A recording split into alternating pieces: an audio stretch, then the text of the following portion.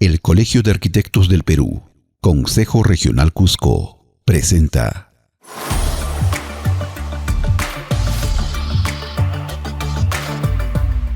Arquitectura y Realidad.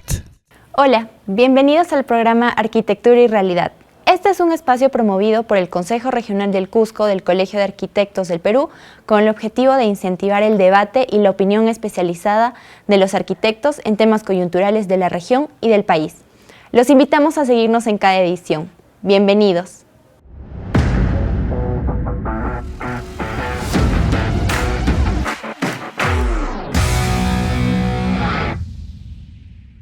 Les comento qué tenemos para hoy. En el informe institucional, hoy el PAS-Decano, el arquitecto Guido Bairo, nos cuenta las gestiones realizadas para la restauración de nuestro local institucional. Y en la entrevista especializada nos acompaña el arquitecto Pavel Arce Batallanos, quien nos habla sobre la actualización del Plan de Desarrollo Urbano del Cusco.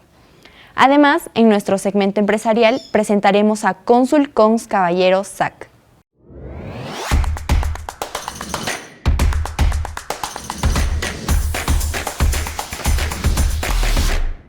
Luego de la compra del local institucional del CAP Regional Cusco en el tradicional barrio de San Blas, había que conseguir a los especialistas y los fondos para restaurar la casona. De esta tarea se ocupó el arquitecto Guido Bairo Orellana, como decano de la orden. Hoy él nos cuenta los detalles en el siguiente informe.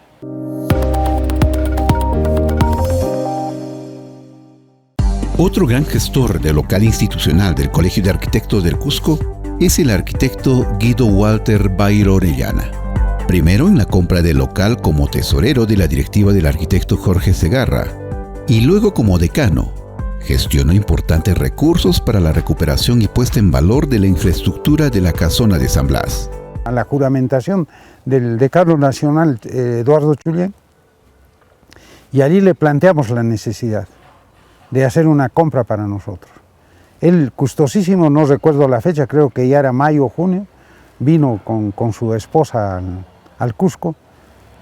Fue motivo también de preparar por primera vez organizamos el hogar del arquitecto, que lo presidió la esposa del arquitecto Segarra, conformó la lista mi esposa, y atendieron muy bien a la familia del decano. Hicimos una fiesta social y lo convencimos a través de un gesto social a que nos tenían que comprar. Una vez comprado el local institucional, se tuvo que instalar las oficinas a pesar de las condiciones. Inmediatamente que compramos el local nos trasladamos a la parte posterior que está acá a mi espalda, que todavía era habitable, porque todo lo que está en el módulo, en las crujías hacia adelante, estaban en total deterioro. Estaba incluso lo que daba a la fachada de la calle Carmen Alto, solo tenía en muros un piso de altura y tenía un techo provisional de calamina. En 1984, ya como decano, Bairo Orellana tenía la misión de restaurar la casona y gracias al apoyo del arquitecto Gustavo Manrique, desde el Instituto de Cultura pudo gestionar un fondo para la reconstrucción de la parte frontal de la casa. El propio Segarra, Jorge, auspició mi candidatura para que yo sea decano.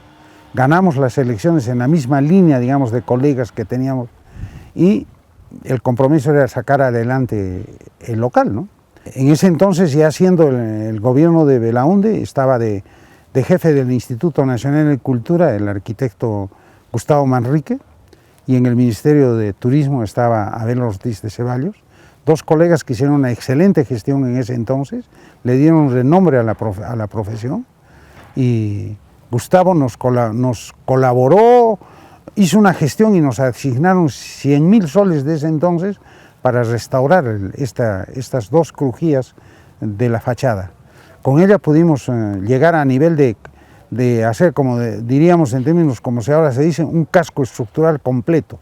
Restauramos los cimientos, restauramos los muros, restauramos el techo, repusimos la cobertura, hasta nivel de teja quedó, lo cual nos permitió hacer con presupuestos propios algunas obras ya de acabados, pero no llegamos a completar. Para tener remozada la casona de San Blas, fue necesario seguir realizando las restauraciones progresivas durante las siguientes gestiones con fondos de los colegiados.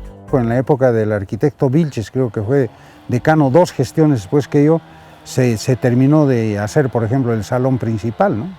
El valor histórico de esta casona, que supera los 300 años de existencia, es invaluable.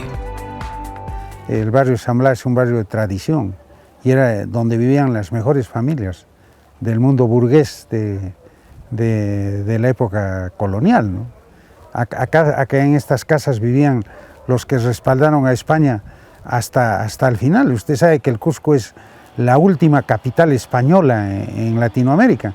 La independencia del Cusco es el 5 de enero de 1825. O sea, todavía nosotros no estamos en el Bicentenario en el Cusco. Además, cabe destacar sus características arquitectónicas, como una casa familiar de la burguesía colonial cusqueña que habitaron en el barrio de San Blas hasta la independencia del Perú. Yo podría decir que es la de mayor valor histórico en el barrio de San Blas. Primero porque conserva las características de casona familiar. No es una casona de otro tipo, no es un convento, no es una cosa religiosa, como muchas casas que había en estas zonas. Y el hecho de que solo ha vivido una familia los últimos 100 años, esta familia González Gamio, la ha mantenido así, y el terremoto fue la que le hizo el daño, y lo más valioso que tiene es una discusión profunda, que incluso vinieron arquitectos en un congreso nacional a discutir sobre si se derrumbaba la escalera actual, que es a través de un arco y de unas gradas cubiertas, a cambio de reponer la escalera imperial que tiene al costado izquierdo. Existen 2 arcos con una especie de agujero para una puerta central. Ese es el origen de una puerta colonial de corte imperial. Pero ahí vino una discusión. ¿Vale retroceder, digamos, de 1800 a 1700? No, o sea, es un problema, ¿no? El Colegio de Arquitectos del Cusco, durante la gestión del arquitecto Guido Bairó, fue muy crítica a las decisiones del alcalde Daniel Estrada Pérez, básicamente por 2 aspectos: la instalación de las pachas en el centro histórico con un estilo que no era acorde a las características arquitectónicas de la ciudad del Cusco. Bueno, el doctor Estrada es un gran político, ha sido un líder en el Cusco que merece siempre ser recordado bien, pero también su desempeño técnico no estaba muy bien aconsejado, ¿no? Y la verdad que cuando nos tocó yo iba a ser decano del colegio, él asumió la alcaldía el año 80, y si no me equivoco, el año 84 él asumió.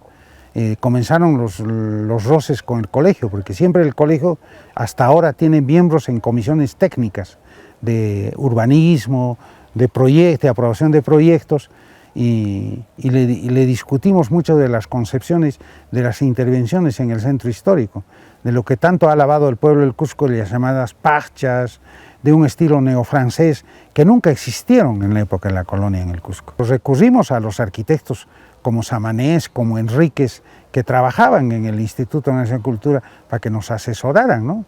Ya en ese entonces ya había Jorge Segarra, que enseñaba esta especialidad y había trabajado en el PER 39, que era el proyecto de restauraciones del Cusco. Y otro tema fue la urbanización de terrenos destinados a áreas verdes en el distrito de Santiago. Comenzó a urbanizar todas las áreas verdes en el distrito de Santiago. Yo pienso que era por tener una hegemonía política manejando dirigentes en los pueblos jóvenes, y nosotros nos opusimos como consejo directivo del colegio, y llegó la pelea a ser a tal nivel que nos vimos forzados a retirar a nuestros delegados de las comisiones técnicas. Y así terminó nuestra gestión. Visita Zarzuela, todas esas zonas de Santiago que no tienen parques, no tienen áreas verdes. Y no tienen áreas verdes claramente porque se vendieron ilegalmente. El arquitecto Guido Bairó recuerda con nostalgia la época dorada del Plan Copesco y su aporte a la restauración de los monumentos del Cusco, gracias al trabajo de muchos arquitectos, maestros de la restauración, y que lamentablemente perdió su sitial. Es muy bueno recordar que en la época de Copesco no solamente se hace infraestructura turística, se restaura casi la mitad del Cusco, financiado por el Banco Interamericano, y allí van muchos profesionales jóvenes, ¿no? Que incluso de acá del Cusco han ido a restaurar Cajamarca, han ido a restaurar muchas ciudades, Chiclayo, hay colegas que han salido de lo que en esos años se formaron acá, y que desgraciadamente por incapacidades de las autoridades que gestionan las cosas acá, en ese momento en el Instituto Nacional de Cultura, ya estoy hablando del 92, 95, se perdió incluso de tener acá las escuelas de restauración que después se la llevaron a Quito y que hasta ahora permanecen en Quito, ¿no? El arquitecto Guido Walter Bairo Orellana ha destacado en el área de la planificación, abarcando múltiples áreas con importantes logros. Pero este será tema de otro informe.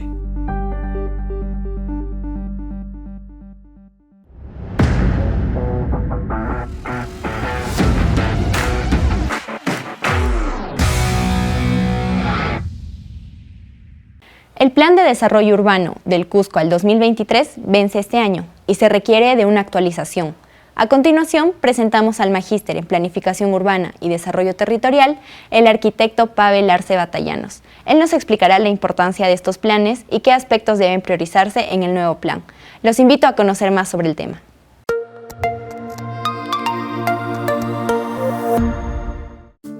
Los planes de desarrollo urbano PDU son la base fundamental de toda ordenación del uso de suelo y aprovechamiento de los recursos naturales. Perfila lo que al cabo del tiempo será la ciudad.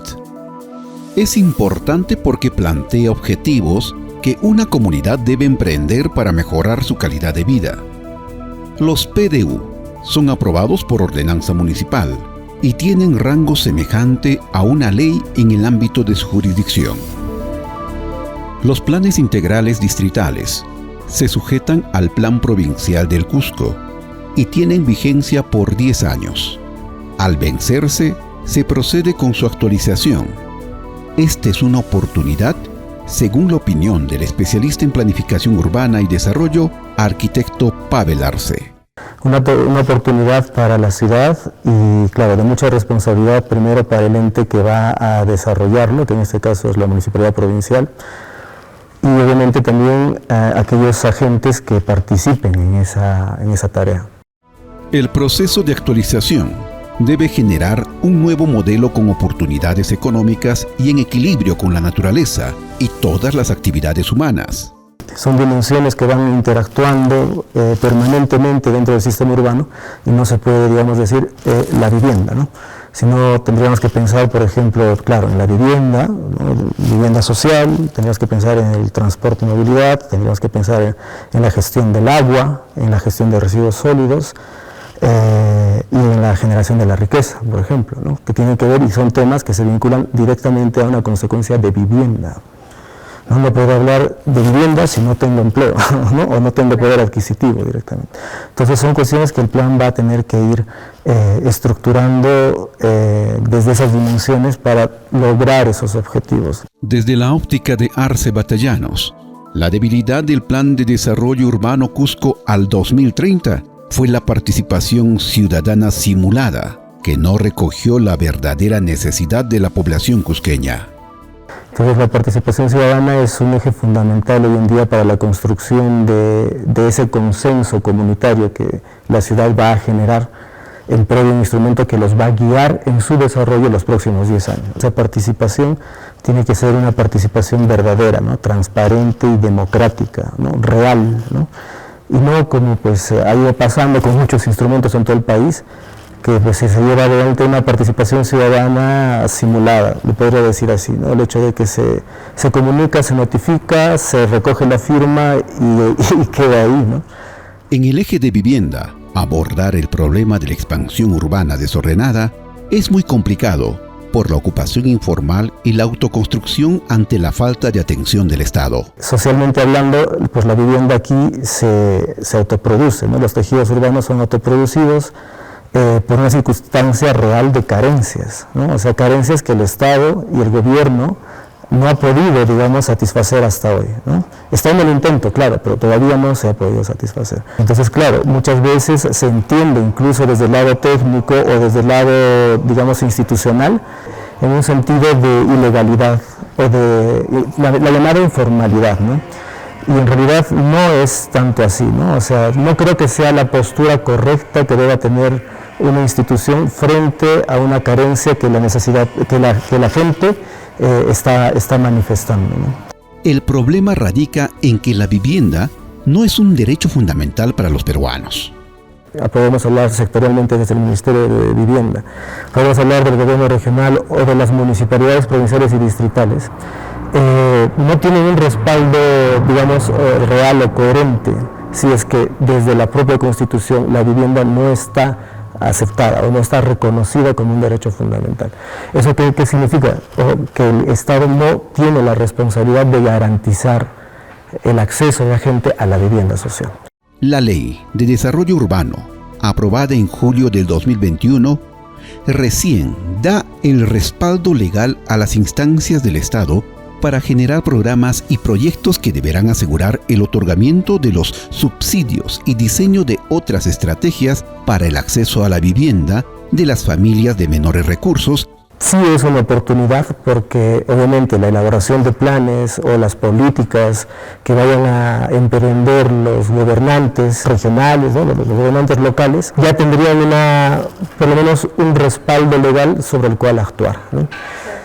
Ahora, ¿cómo responda a esa ley la sociedad, ¿no? O por ejemplo la inversión privada?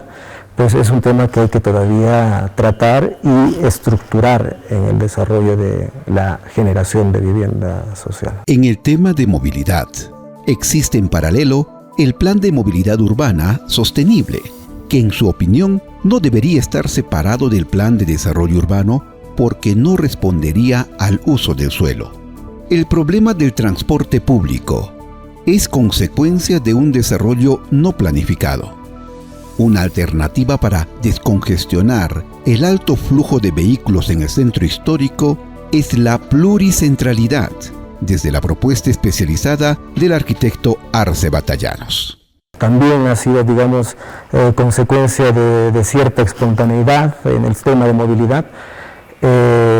Y que, claro, no ha previsto el hecho, por ejemplo, del crecimiento del parque automotor que tenemos actualmente. Una alternativa que se conoce mucho ya, además, es la pluricentralidad, es decir, generar muchos núcleos o muchos centros urbanos dentro de la ciudad, ¿no? En nuestro caso tenemos un núcleo importante que es el centro histórico, que, claro, acapara muchas de las funciones principales de la ciudad, lo cual genera muchos desplazamientos desde toda la ciudad a ese núcleo.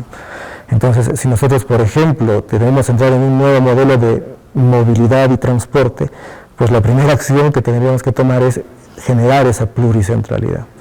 Y claro, se podría, digamos, mejorar las intenciones de caminabilidad, primero, porque no necesitaría moverme de repente desde San Jerónimo hasta el Palacio de Justicia para hacer un trámite, no lo sé. Otro aspecto que de repente todavía no se toca es la de un sistema de transporte urbano público, pero público en el término amplio de la palabra, o sea, que realmente sea público.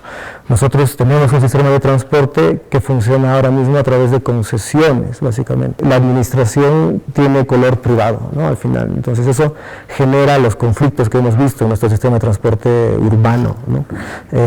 Pues tiene deficiencias, ¿no? En calidad. El conjunto de estas tres acciones, de repente el hecho de la caminabilidad, de intensificar el uso de la bicicleta y de mejorar el sistema de transporte urbano, podría traer como consecuencia una cuarta intervención que sería la reducción del vehículo privado. Finalmente, el especialista en desarrollo urbano recomienda 4 temas fundamentales a considerar en la actualización del plan. El primero es la crisis climática, ¿no? El cambio climático que obviamente nos toca y probablemente nos toque con más intensidad en un futuro. Segundo, en la desigualdad social, ¿no? Y entonces obviamente ahí estamos hablando de entender la dimensión económica de la ciudad desde un punto mucho más profundo y más importante, vinculado a lo físico-espacial. Como tercero, la redistribución económica, o sea, básicamente estamos hablando de redistribución de riqueza y sus modalidades, ¿no? Ahí estamos tocando un poco los temas que tienen que ver con la inclusión o la igualdad de oportunidad, básicamente, frente al conjunto social. Y claro, tocaría también el tema del desarrollo tecnológico, ¿no? Para lograr algunas mejoras en el manejo y administración de la ciudad. Y todos estos elementos pues tendrían que estar vinculados siempre al énfasis que se haga en la participación ciudadana, esa participación ciudadana transparente, democrática y real, ¿no?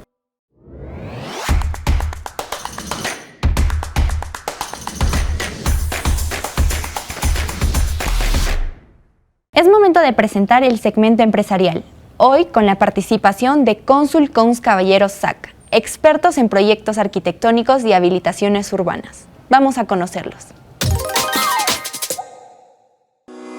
Hola, soy el arquitecto Hernán Caballero Zúñiga, pertenezco a la empresa Consul Cons Caballeros SAC. Desarrollamos todo tipo de proyectos arquitectónicos como viviendas unifamiliares, viviendas multifamiliares, edificios de oficinas, edificios comerciales y otros. Somos especialistas en el tema de saneamiento físico legal.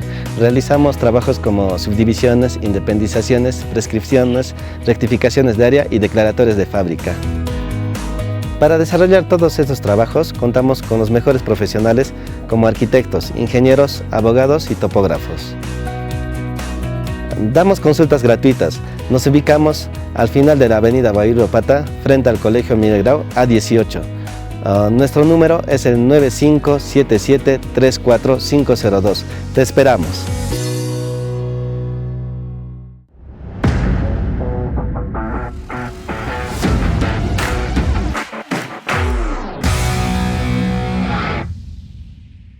Si estás interesado en impulsar tu empresa, puedes contactarte con el Colegio de Arquitectos para ser parte del segmento empresarial.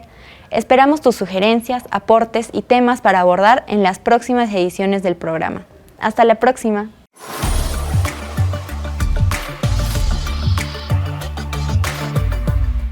Arquitectura y realidad.